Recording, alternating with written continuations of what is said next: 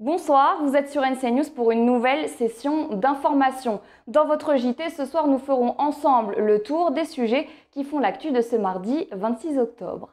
On commence avec le report de l'obligation vaccinale qui sera voté vendredi par la commission permanente du Congrès. Le texte déposé par les groupes politiques du Congrès propose de décaler la date d'entrée de l'obligation vaccinale du 31 octobre au 31 décembre. Pour rappel, cette obligation avait été adoptée à l'unanimité des groupes du Congrès le 3 septembre dernier, juste avant l'arrivée du variant Delta. Cette obligation était assortie d'une amende pour les professions les plus exposées et les personnes à risque face à l'évolution plutôt favorable de la situation sanitaire et au taux de vaccination encourageant. Les élus du Congrès ont donc demandé un report de la date d'entrée en vigueur des sanctions du 31 octobre au 31 décembre.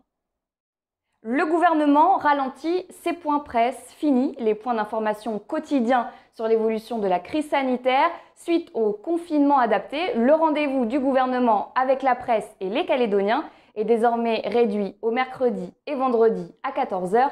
Demain, l'exécutif devrait annoncer la suite du confinement adapté. La SLN, mauvaise élève du groupe Eramet, alors que le chiffre d'affaires du groupe est en hausse de 34% par rapport à l'année passée, la filiale calédonienne du groupe ne présente, elle, pas de bons résultats.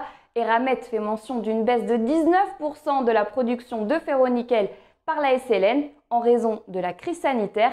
Le volume de minerais exportés, lui, augmente tout de même de 49%. Une info utile aux entreprises de la province sud. La collectivité prolonge jusqu'au 31 décembre deux de ses dispositifs de soutien économique. D'abord, le plan d'urgence de soutien aux entreprises durablement affectées par l'arrêt de la desserte aérienne, mais également le plan de soutien Covid-19 à destination des petites entreprises et des patentés touchés par la crise sanitaire. Et puis direction la baie des Citrons, nous vous l'annoncions la semaine dernière, l'Aquarium des Lagons s'apprête à rouvrir ses portes après un an de travaux. NC News a eu le droit à une visite en avant-première des nouveaux locaux. On termine donc ce JT en images. Ryan Little.